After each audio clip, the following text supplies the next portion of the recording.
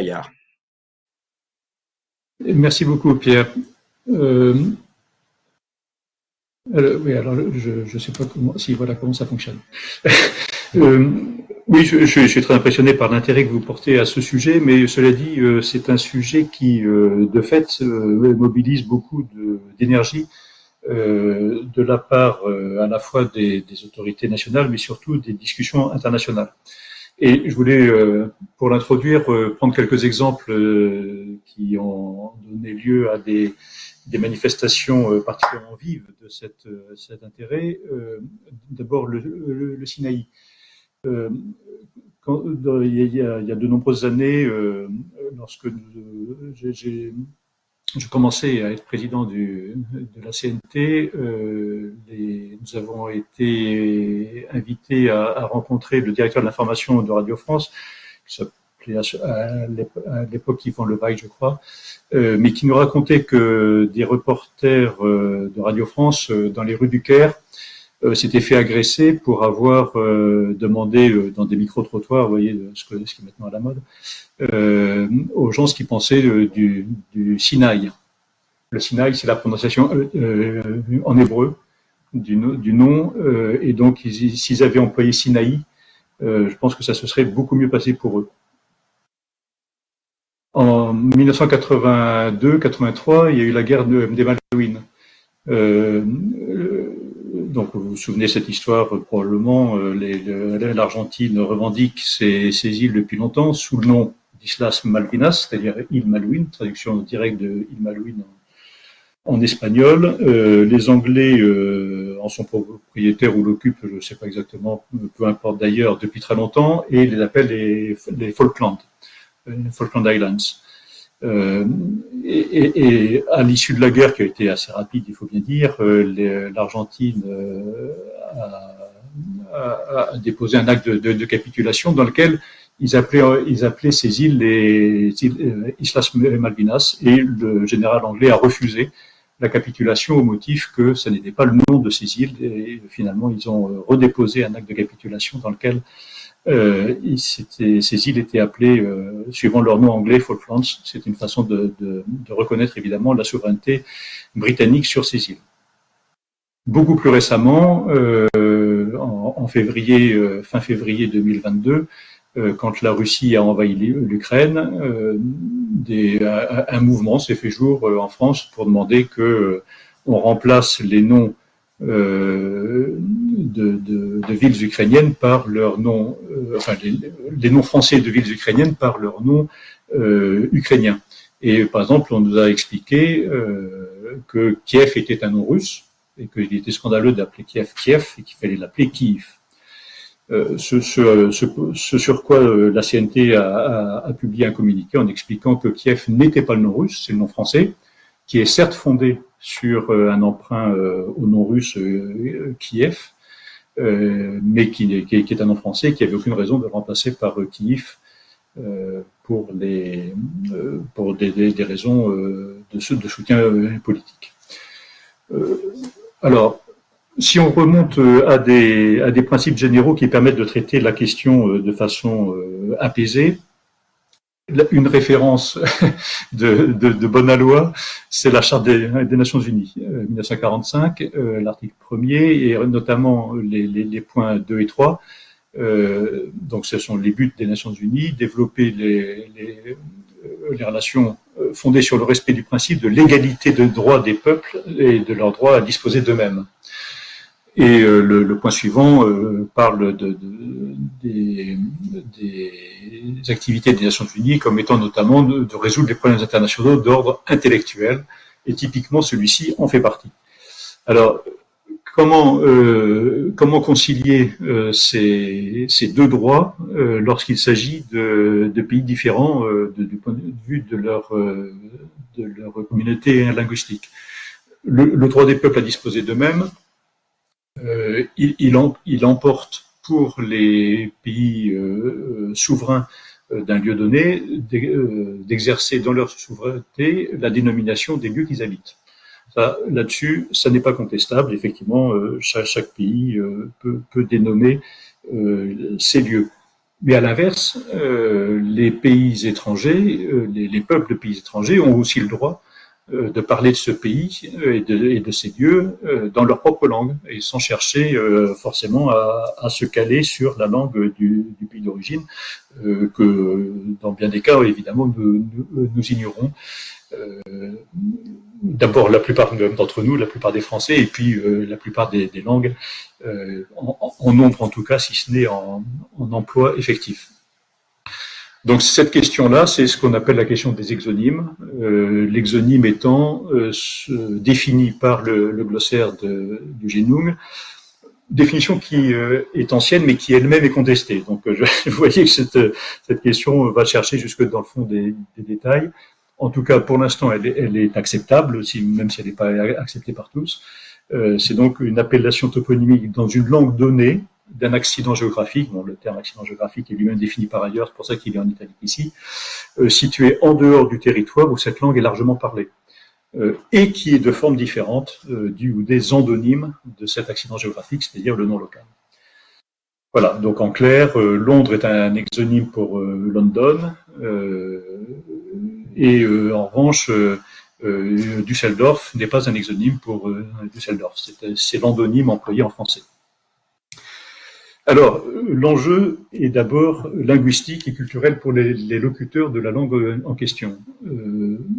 Je dois d'abord dire quand même que la plupart des noms de lieux étrangers sont des emprunts directs, sans aucune modification. On a évalué le nombre d'exonymes en français, on en a dressé la liste, parce que le Genung l'avait demandé dès les années 70. On arrive à 1500 exonymes pour le monde entier. Sachant que pour la France, on compte 6 millions de noms de lieux, et pour le monde, entre 1,5 et 2 milliards probablement de noms de lieux. Donc vous voyez que la plupart des noms de lieux ne font pas l'objet d'exonymes, et c'est donc même pas la tête de l'épingle, c'est la pointe de l'épingle en termes quantitatifs. En revanche, bien évidemment, ce sont les noms, les lieux étrangers dont on parle le plus souvent. Donc, parmi les noms de pays, beaucoup en font partie. Et puis, lorsque arrive un accident particulier quelque part, par exemple une éruption en Islande et que le ciel aérien est interdit de toute navigation pendant plusieurs jours et même plusieurs semaines, et ben là on emprunte le nom du volcan en question. Et je me hasarde à dire l'Eyjafjallajökull. Je suis pas complètement sûr que ce soit sa prononciation exacte. À propos de prononciation, il faut bien dire que l'emprunt dans la langue française, de façon générale, l'emprunt, il se fait habituellement, normalement, il y a évidemment des exceptions comme pour tout, mais la règle générale, c'est que l'emprunt se fait à la fois dans la forme écrite et dans la forme orale, avec donc du coup une divergence qui peut apparaître entre dans le système de correspondance graphique de la langue entre l'écrit et l'oral. Par exemple, un club, il y a toujours pas de E dans club, on prononce quand même club. Un macho, il y a pas de T, mais on prononce macho, etc. Pour les noms de lieux, c'est exactement la même chose. On a tout à fait le même genre de choses. Par exemple, la Guadeloupe, on prononce toujours la première syllabe à l'espagnol. On devrait dire Guadeloupe si on voulait respecter le lien entre l'écrit et l'oral. On peut dire la même chose pour Auxerre ou Sainte-Menou, qui s'écrit Sainte-Meneuhould. Voilà, donc cette discordance entre l'écrit et l'oral n'est absolument pas une originalité spécifique aux empreintes de noms de lieux étrangers. Alors, cela dit, bien souvent, ces noms sont donc des exonymes. La plupart de ces exonymes sont exogènes, c'est-à-dire qu'ils viennent de la langue du lieu donné. Donc l'emprunt lui-même donne lieu à des transformations. Je vous en donnais deux exemples en sens inverse. En français, on dit Florence pour les Firenze en italien, et les Italiens disent Parigi pour Paris en français. Il arrive aussi que l'emprunt passe par une autre langue et qu'on conserve cette langue tierce. C'est souvent des langues coloniales. Donc Mogadiscio, par exemple, est passé par l'italien et la forme italienne. d'une forme arabe ou aussi dans une autre langue locale, peu importe, qui est assez différente. Et on s'est posé la question à un moment donné, est-ce qu'il faut revenir à Mogadiscio, recommander Mogadiscio en français? Bon, c'est apparu évident que Mogadiscio était trop implanté dans l'usage pour qu'on puisse faire cette transformation. De la même façon pour la Birmanie, avec une question supplémentaire pour Myanmar, qui est la forme littéraire de Bamar, donc, du birman Bamar. Donc c'est pas tout à fait la même chose, mais en tout cas pour la Birmanie, le mot Birmanie il vient bien de l'anglais, via l'anglais du birman. Et puis il y a aussi donc ces exonymes exogènes se forment aussi par calque, c'est-à-dire par traduction mot à mot. Le Royaume-Uni, évidemment. Deux ponts, j'ai mis la flèche dans les deux sens parce que je suis totalement incapable de dire si la forme initiale, entre guillemets, était en allemand ou en vieillot allemand ou je ne sais quoi, ou dans une langue franque. Alors, en revanche, il y a aussi des exonymes qui sont complètement endogènes à la langue qu'il emploie. En fait, suivant deux types, me semble-t-il, il y en a peut-être d'autres, mais j'en ai pas identifié. Le doublé. Le doublé, c'est donc une même base étymologique qui évolue dans des langues différentes et donc donne des formes différentes. Donc le cas le plus évident, c'est Londres. London est resté assez proche du latin. Londres s'en est éloigné davantage, mais ça n'est pas une adaptation française de London, c'est bien un dérivé direct du latin londinium. Pour la Lorraine, les noms français et allemands viennent tous les deux du nom de personnes Lothar, un des fils de Charlemagne, mais avec des suffixes différents. Donc, bon, la divergence s'est faite dès le latin dans des formes différentes qui ont ensuite évolué, bien sûr, en français et en allemand de façon cohérente avec leur langue d'accueil, enfin de vie. Et puis, il y a des exonymes culturels qui n'ont aucune parenté avec le nom local, celui que je citais dès la page d'accueil, l'Allemagne, et qui était repris d'ailleurs par une carte fort intéressante sur l'annonce sur Eventbrite. Pour l'Allemagne, il y a plusieurs référents possibles. L'allemand, c'est Deutschland, bien sûr, c'est le même mot que teuton ou tudesque, vous voyez, enfin la même racine, ce sont des doublés plus exactement. Germanie en anglais, Allemagne en français. Les Alamans, c'était en gros les habitants de la Bavière, quoi, de la partie sud de l'Allemagne, donc ceux avec lesquels on était le plus naturellement en contact. On aurait pu citer aussi les langues slaves, dont beaucoup utilisent encore des dérivés de Niemetz, Niemski, qui veut dire ceux qui ne parlent pas, sous-entendu bien sûr qui ne parlent pas slave. Voilà. Mais on a aussi nos exonymes culturels, par exemple pour la France, le grec emploie encore Gallia, qui pour nous paraît un peu exotique, enfin un peu ancien. Voilà. Alors, cela dit, cet enjeu culturel, il est aussi politique pour les habitants. Et donc, il est bien clair, je l'ai dit tout à l'heure, que parmi les privilèges de la souveraineté figure le fait de se dénommer soi-même. Et donc, il arrive évidemment que des noms soient fixés ou changés par les autorités elles-mêmes. Et dans la plupart des cas, nous ne faisons pas de difficulté dans ce cas-là pour les admettre en français. Je prends quelques exemples ici. Bien sûr, la décolonisation a été l'occasion de beaucoup de ces changements, nom de pays, nom de commune aussi, donc avec toutes ces transformations plus ou moins profondes. Vous voyez bien que pour Togo, par exemple, la transformation est assez légère. En revanche, pour le Zimbabwe, il est clair que c'est complètement différent. Zimbabwe, ça veut dire la maison de pierre. C'est un des rares monuments construits en dur qui ont survécu dans ce pays, qui a donné son nom à l'ensemble du pays. Mais on comprend parfaitement qu'une appellation comme Fort Lamy a un côté tout à fait inacceptable pour les populations récemment devenues indépendantes, et il est tout à fait naturel qu'ils le transforment dans une langue, dans un nom qui correspond à leur langue et à leur histoire. Ces changements ont aussi parfois des caractères commémoratifs. Ho Chi Minh Ville en est un exemple évident. Ho Chi Minh Ville qui couvre Saïgon, Cholon, et des zones, enfin qui est nettement plus large que le Saïgon ancien. Donc on ne peut pas dire que c'est Saïgon qui a changé de nom, c'est vraiment un nouveau nom pour une entité plus large. Et puis parfois il y a les deux motifs. Le Ghana et le Mali sont des grands empires médiévaux d'Afrique, donc que des pays dont la géographie ne correspond pas forcément à ceux de ces empires, revendiquent un peu comme une marque de grandeur. Pour le Mali, c'est quand même assez proche géographiquement et historiquement. Pour le Ghana, le Ghana actuel est quand même beaucoup plus petit que l'empire du Ghana médiéval. Alors ça, c'est des changements par décision souveraine, mais et ça a été largement le cas, très fréquemment le cas pendant la décolonisation. Donc on est dans les années 50, 60 et 70 encore, en tout cas dans l'esprit qui était nettement post-colonial.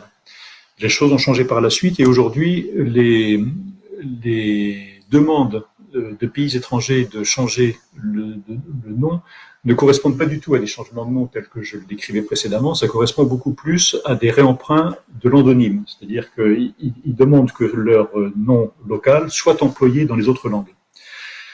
Bon, l'exemple le plus récent, c'est la Turquie, qui souhaite être appelée Turquille en anglais, mais pas seulement en anglais, aussi en français. Alors, pour l'anglais, ça se comprend assez bien parce que Turquie signifie aussi la dinde, et que c'est pas forcément très valorisant de porter le même nom qu'un volatile de table. Mais pour le français, la question se pose de façon beaucoup moins aiguë, évidemment. Et d'ailleurs, on peut dire que la pression de la Turquie sur la France pour être appelée Turquie en français est quand même beaucoup plus faible, me semble-t-il. Enfin, je sais qu'il y a des auditeurs du ministère des Affaires étrangères qui me diront peut-être le contraire, mais moi, j'ai pas senti beaucoup d'insistance sur cette affaire-là. De la part de la Turquie, qui, quand elle veut quelque chose, en général, c'est le montrer de façon assez vive. Mais précédemment, déjà, vous voyez que le Bangladesh a été, c'est un nom qui a été retenu en français à l'époque coloniale, ou plutôt post-coloniale. On était dans les années 70, au début des années 70, alors qu'on avait un nom français parfaitement clair, le Bengale oriental. Pourquoi oriental? Parce que le Bengale débordait quand même largement du Bangladesh, notamment à l'ouest, un peu au nord aussi. Et donc c'est le Bengale oriental qui aurait pu et dû être repris.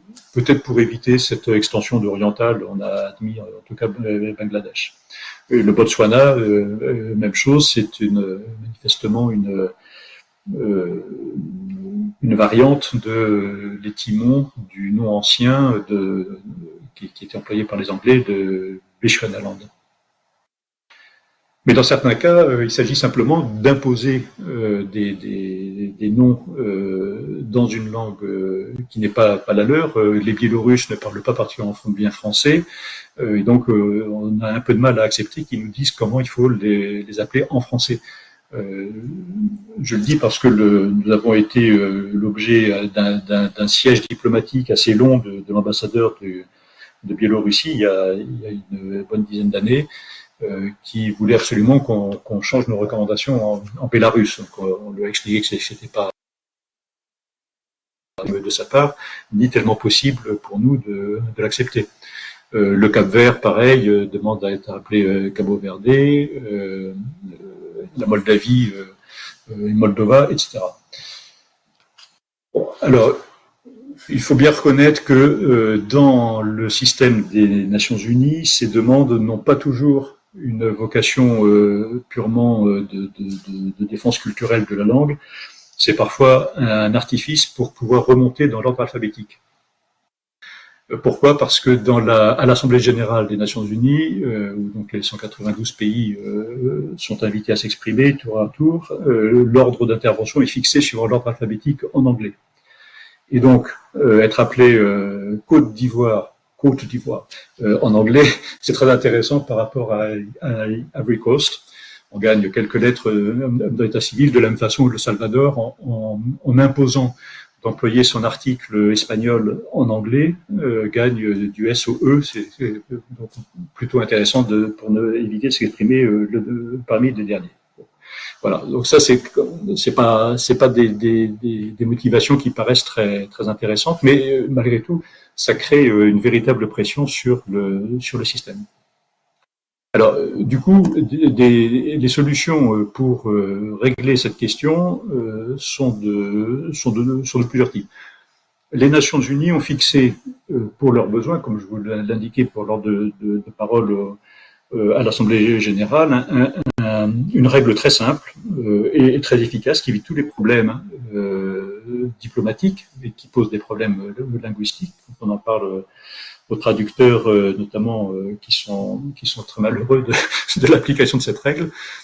C'est que chaque pays peut indiquer au secrétariat des Nations Unies la façon dont il souhaite être appelé dans chacune des 6 langues officielles. Je dis bien peu, c'est-à-dire que tout le monde ne le fait pas, et il y a d'autres règles pour le cas où ils ne le font pas.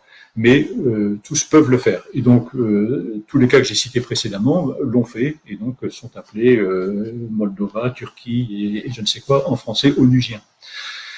Pourquoi j'ai mis un point-virgule entre les 6 langues officielles? Parce que les 2 premières sont officiellement langue de travail aux Nations Unies, ce qui est un peu théorique pour le français, premier cité ici, pour des raisons qui nous sont évidemment propres, mais le fait qu'il soit langue de travail aux Nations Unies, ça ne saute pas aux yeux quand on va à New York. C'est moins compliqué. Et puis donc les 6 langues sont possibles. Certains pays déposent leur nom dans une seule langue, d'autres ne le déposent pas du tout. Et dans ces cas-là, on se tourne vers le GNUM, vers notre organisme, qui est organisé notamment, enfin c'est une organisation matricielle, mais il y a notamment une organisation par division linguistique ou géographique. Et en tout cas, il y a une division francophone. Et pour le nom en français, on nous demande quelle est la façon dont nous l'appellerions en français, et ça tient lieu de déclaration, de définition, tant qu'une déclaration n'a pas été faite par le pays lui-même. Alors, notre groupe d'experts, il a fait des recommandations évidemment là-dessus dès le début, depuis son origine qui remonte à 1959. Et la création du groupe d'experts a elle-même été liée aux besoins des Nations Unies, de savoir comment on définissait les choses. Quelles règles on appliquait pour définir le nom des pays.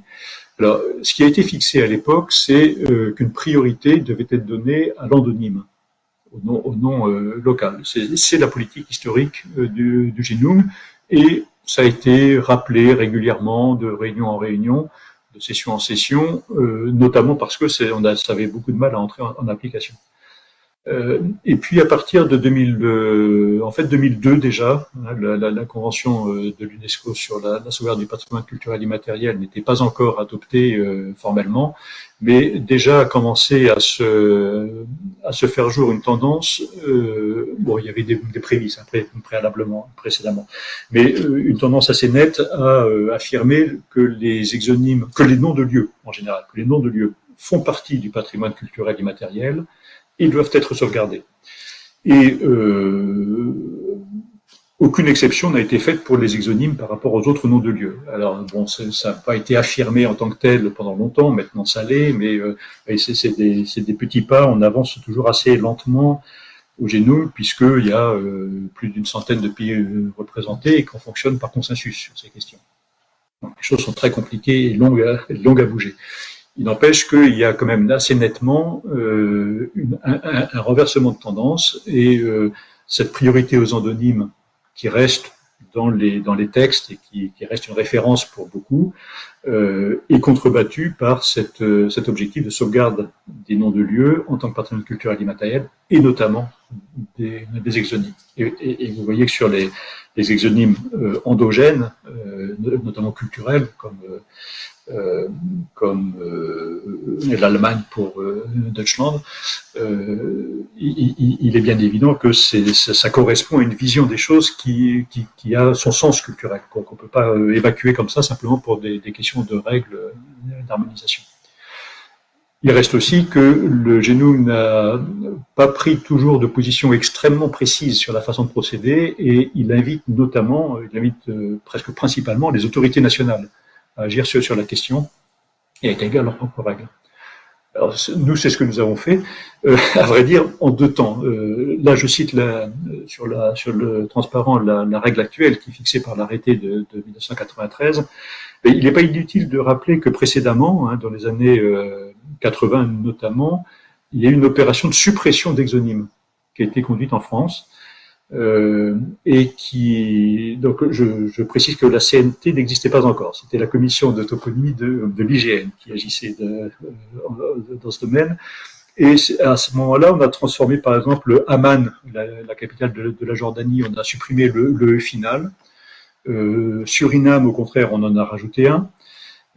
Shanghai est passé de CH à SH, et le tréma final est tombé. Et puis il y a eu aussi Tallinn, qui a pris un N supplémentaire qui permettait de lever une ambiguïté de prononciation. Donc c'était pour coller à l'écriture locale, mais ça présentait un intérêt en français. La Lituanie a perdu son H après le T, ce qui était une simplification aussi. Donc elle est plutôt dans le bon sens, je dirais, du point de vue de l'usage. Donc voilà, il y a eu une période où la France a essayé d'appliquer autant que possible cette priorité aux endonymes demandés par le génome. En 93, elle a renversé complètement sa position et s'est arrêtée relatif à la terminologie des noms de détails de capital, terminologie en fait mise là pour des raisons juridiques, mais il n'est évidemment pas question de terminologie en la matière. Il s'agissait de savoir comment on fixait le nom français des pays et des capitales, et donc le principe a été que la priorité est donnée à l'exonyme lorsqu'il est attesté dans l'usage. Et à défaut d'exonyme, on va chercher l'endonyme avec des règles sur le maintien ou pas des signes diacritiques qui sont en dehors du français. Vous savez que le Conseil constitutionnel s'est lui-même penché sur la question récemment pour des prénoms d'enfants.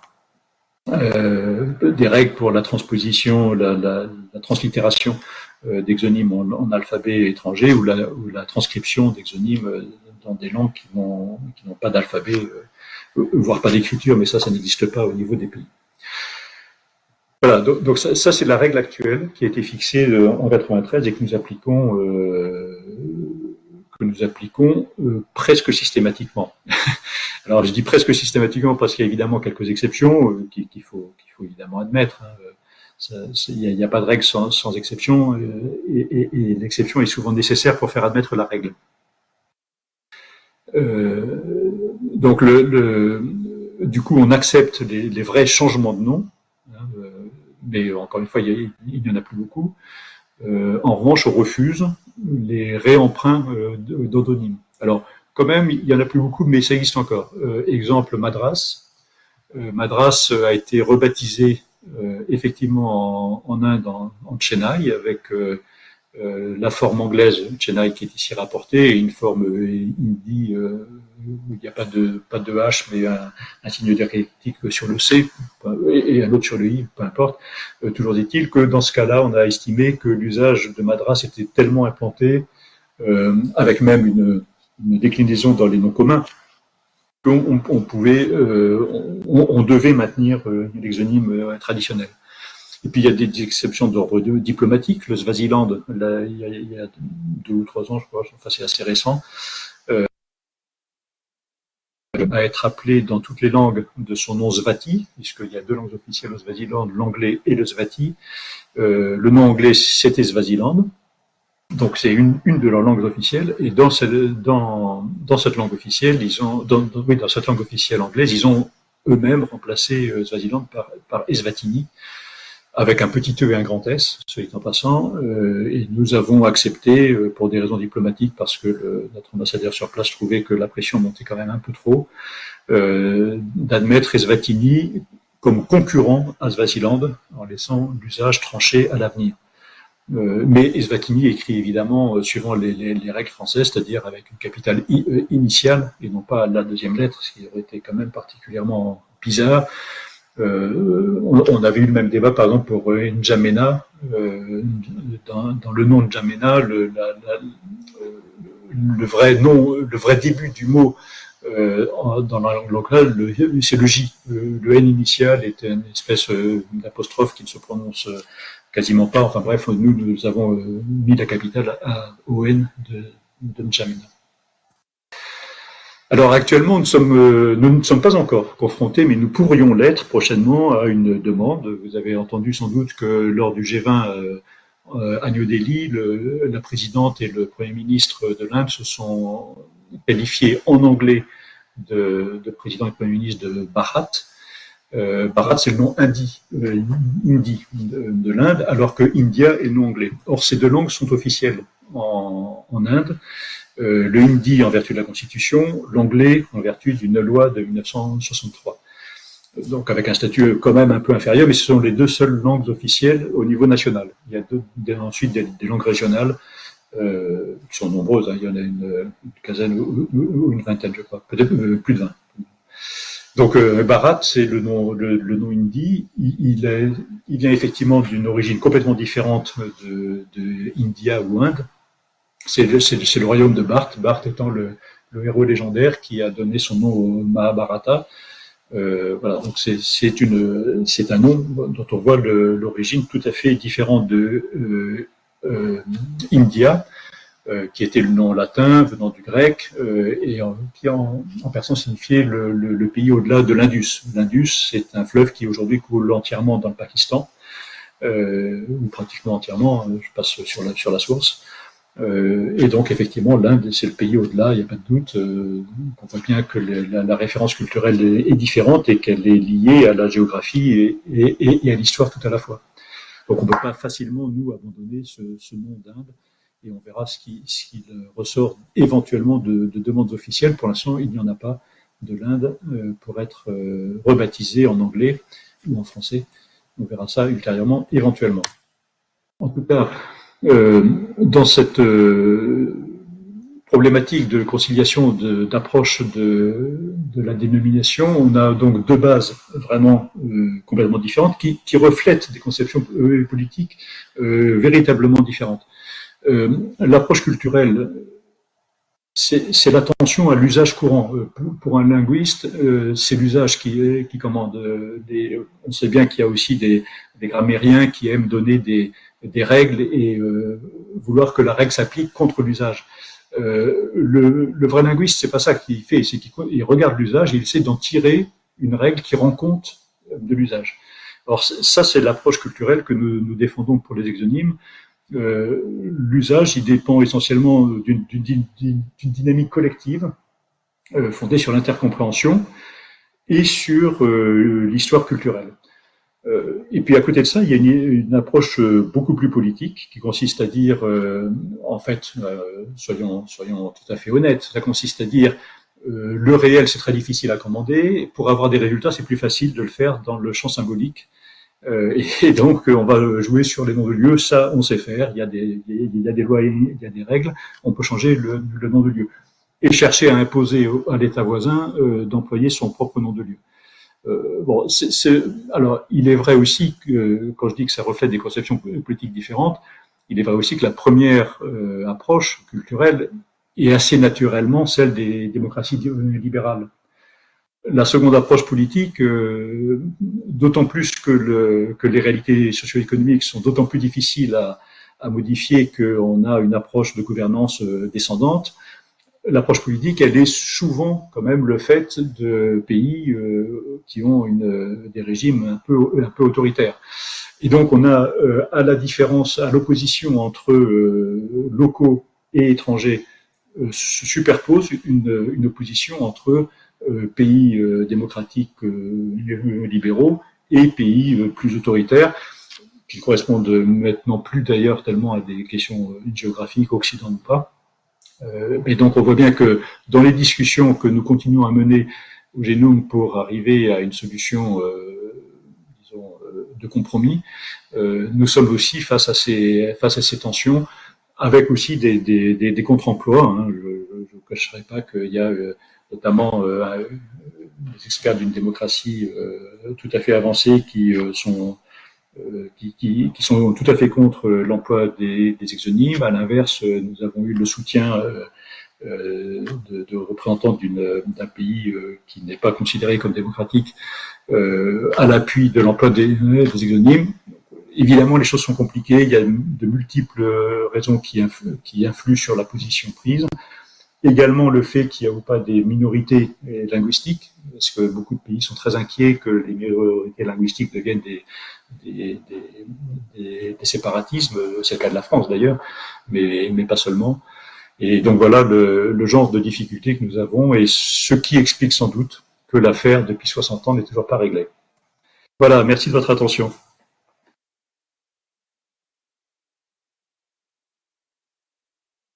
Merci beaucoup Pierre pour cet exposé extrêmement intéressant, et je vous propose que l'on passe aux questions. Et donc je vous invite à poser votre question dans la discussion, et puis éventuellement on pourra vous ouvrir le micro si vous le souhaitez. Mais d'abord, si vous pouvez poser vos questions dans la discussion. Alors, Pierre-Yves Appert, je ne sais pas si vous avez accès au micro, si vous avez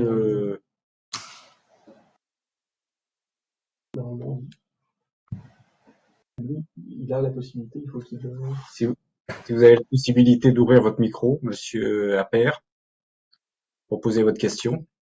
Sinon je la lirai.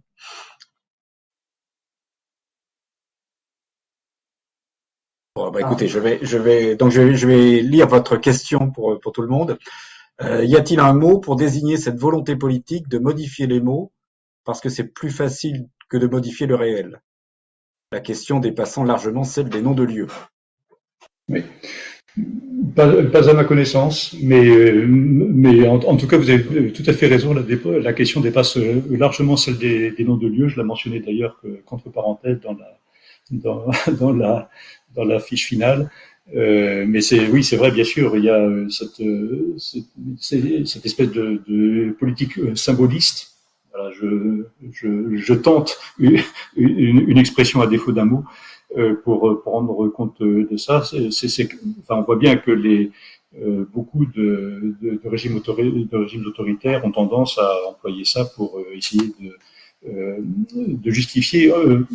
Parce que le problème des régimes autoritaires, c'est très souvent leur légitimité. Et leur légitimité, elle est fondée sur le fait de montrer qu'ils sont plus efficaces que les démocraties. Vous avez bien vu comment certains pays, la Chine, la Russie, ont essayé de montrer qu'ils étaient beaucoup plus efficaces que nous pour telle ou telle chose, notamment la gestion de la Covid. Voilà. Donc ça c'est leur grand fantasme, leur grande frustration, et donc évidemment cette tendance-là se traduit assez naturellement pour eux, plus que pour d'autres. Merci. Alors, il y a une question sur la carte de l'Europe avec les différents noms de l'Allemagne. On est en train de vous la rechercher et on va essayer de vous la mettre à l'écran. Et puis sinon, il y a Valentin Martin alors je sais pas Valentin si vous avez accès au micro, si vous pouvez poser votre question en direct. Alors, pas de bouton micro. Alors, je vais lire la question. Alors, bonjour monsieur, merci mille fois pour cette conférence absolument passionnante. Voilà, ça c'est les remerciements. J'avais une petite question. Est-ce au-delà des lieux qui ont changé de nom car ils leur rappelaient une politique coloniale, exemple Saigon, HCM, il existe des lieux qui, au contraire, ont préféré conserver leur nom dit colonial, justement car les populations considéraient sciemment que la période coloniale faisait partie de leur histoire. Alors, je sais pas trop, c'est assez difficile à dire. Non, j'ai pas de cas directement en tête comme ça pour répondre à votre question. Beaucoup de pays n'ont pas changé de nom, mais c'est souvent parce que les noms coloniaux entre guillemets étaient des adaptations de leurs noms historiques. Le Laos, par exemple, c'est leur nom, c'est le nom colonial français, mais on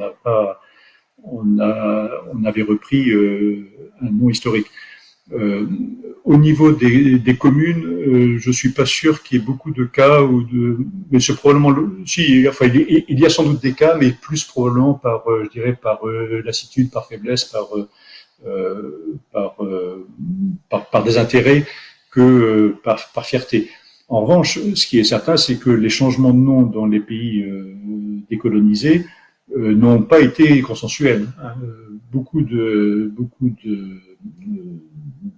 personnes, osant ou pas se manifester, mais nous le disant maintenant d'ailleurs, étaient tout à fait hostiles à ces changements de nom, estimant en effet, comme vous le dites très justement, que la période coloniale faisait partie de leur histoire et avait aussi apporté des choses. Mais sans doute qu'ils appartenaient à des classes favorisées à cette époque-là. Vous voyez, donc la période coloniale a été compliquée parce que, bien entendu, depuis très longtemps, la France, par exemple, revendiquait sa mission civilisatrice dans l'aventure coloniale.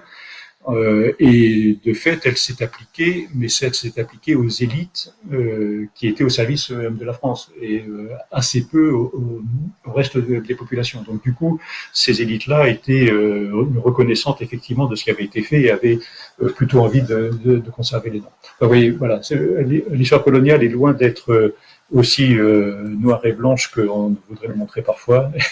Et donc on en a évidemment là des manifestations.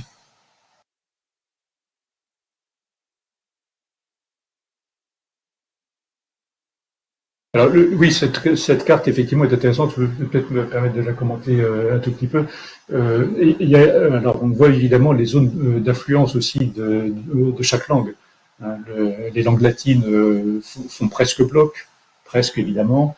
L'influence française sur le pourtour méditerranéen à l'époque des capitulations, enfin en héritage des capitulations, se remarque sans doute aussi là dans l'emploi de termes sur la racine Allemagne dans le Proche-Orient. Vous voyez en violet donc les noms qui sont sur la racine Nimetz, ceux qui ne parlent pas. Le russe employait également ça jusqu'il y a très peu de temps. Donc le violet aurait pu s'étendre beaucoup plus loin si on avait fait une carte historique. Là, on voit Germanie, je ne sais pas quoi exactement en russe. Cette appellation est assez récente pour le russe. Et on voit aussi que la racine tudesque, entre guillemets, s'applique aussi à la Scandinavie, avec évidemment l'exception, ça n'est justement pas dans la Scandinavie, mais la Finlande qui justement exprime là qu'elle n'est pas scandinave, avec le fait d'avoir sa racine propre. Merci beaucoup. Alors, j'attends les prochaines questions. Si vous en avez, n'hésitez pas. Alors, on me dit que les micros devraient marcher. Donc, alors, Monsieur Pierre Mar, vous pouvez activer votre micro et poser votre question.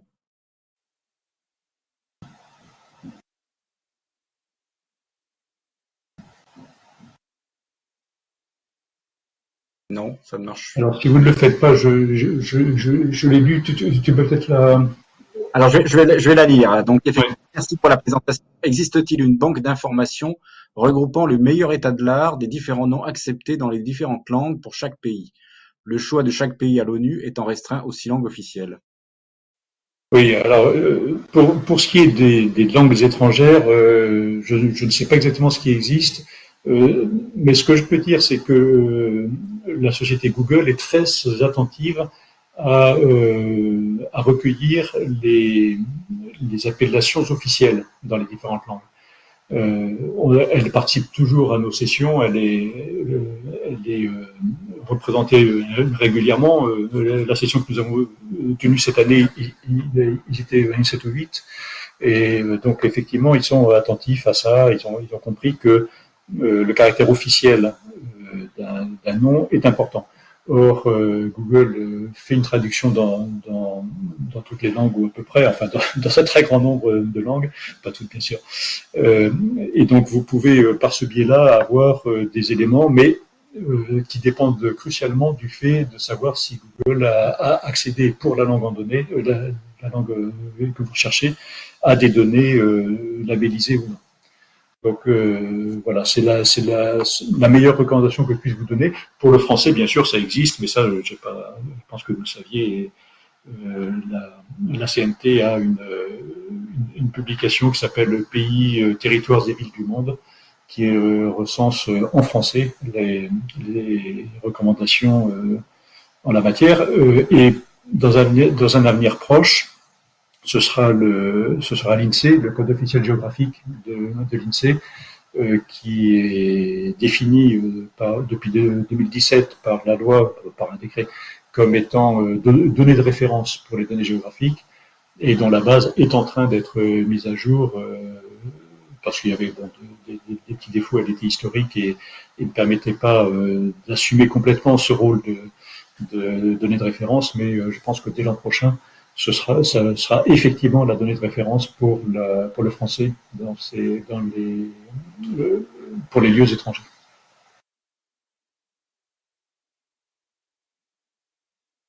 On vous a mis le lien sur la discussion, du lien vers la page du CNIJ sur les ressources toponymiques. Et vous trouverez sur cette page en particulier le document dont parle Pierre Jaillard sur les noms des pays et capitales du monde.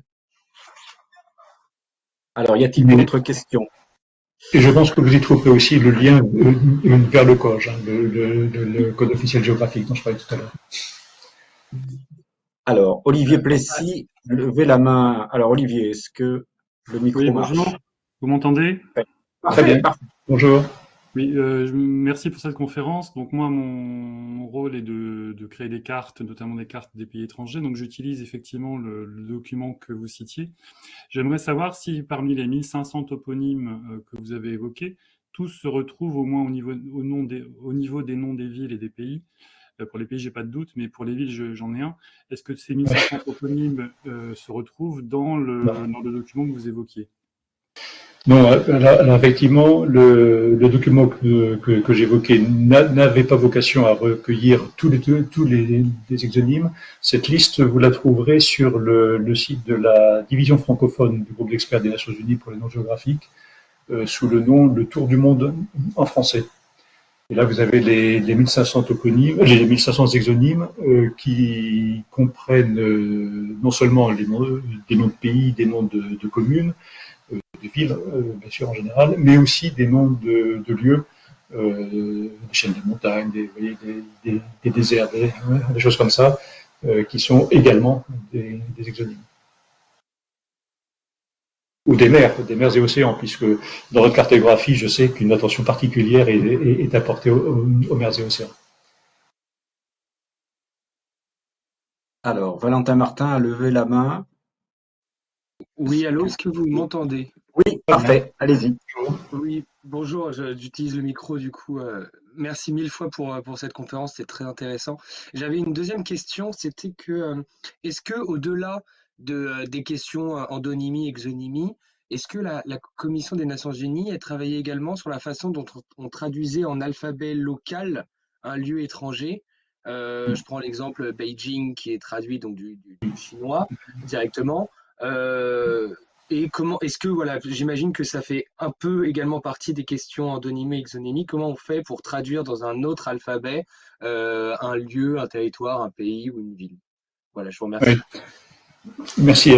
Alors oui, effectivement, l'objet de la conférence, l'ensemble de l'activité du génome.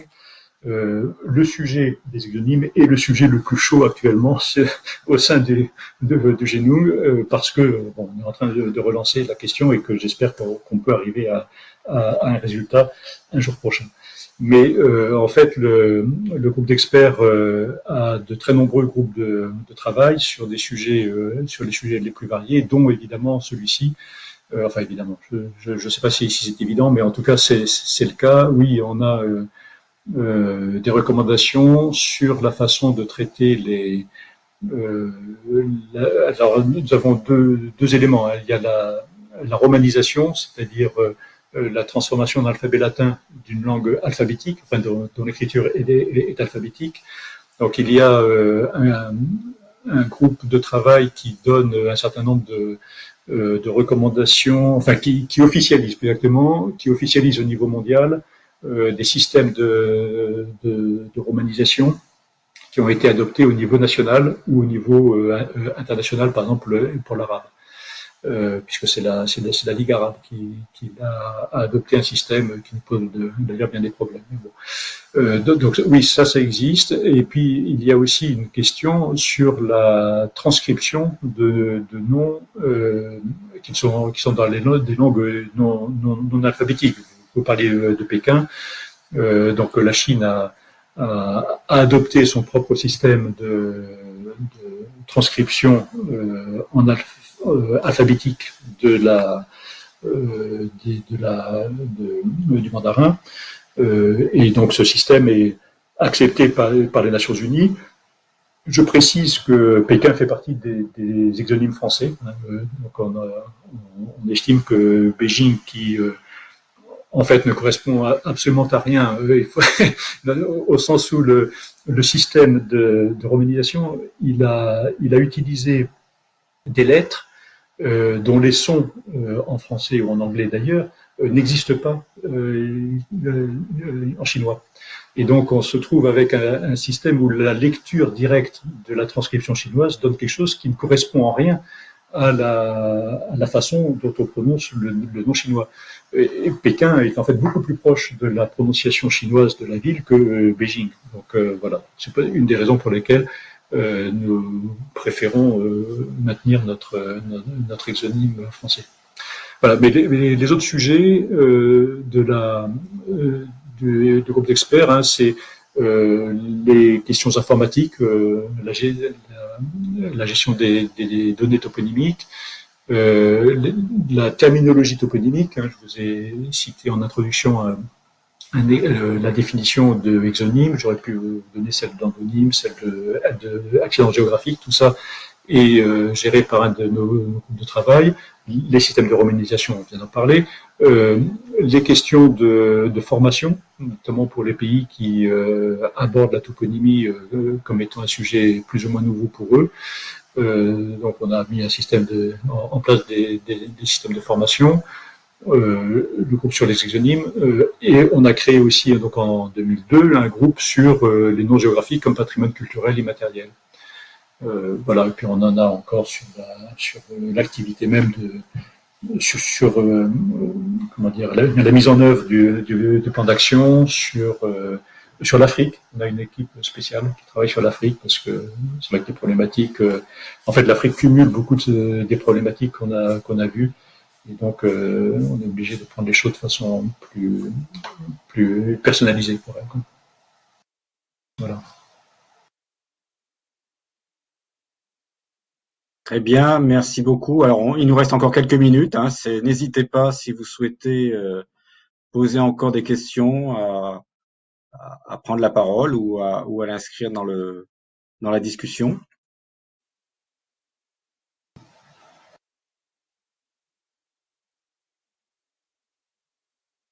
Eh bien, j'espère ne pas vous avoir assommé. Je vois que le temps est presque passé. Donc, s'il n'y a pas d'autres questions. Alors, je vois qu'il y a des gens qui sont en train d'écrire. Ouais. Voilà, mais ce sont des remerciements. C'est gentil. et indulgent. Bon, bah, écoutez, merci beaucoup en tout cas Pierre Jaillard pour cette conférence. Je pense elle a passionné tous nos auditeurs. Je remercie aussi tous les participants à cette conférence d'être venus nombreux et d'avoir posé des questions tout à fait pertinentes aussi pour approfondir le sujet. Et puis, eh bien, écoutez, nous allons continuer à organiser des conférences au sein du CNIJ. Donc, restez attentifs aux messages que l'on vous proposera pour pouvoir vous inscrire à une prochaine conférence. Et puis, si vous avez, vous aussi, des sujets que vous aimeriez qu'on traite, n'hésitez pas aussi à nous en faire part et nous pourrons ainsi développer des sujets intéressants qui vous intéressent. Voilà, merci à tous. Je vous souhaite une bonne journée et vous dis à bientôt. Au revoir. Merci beaucoup. Merci, au revoir. Merci beaucoup.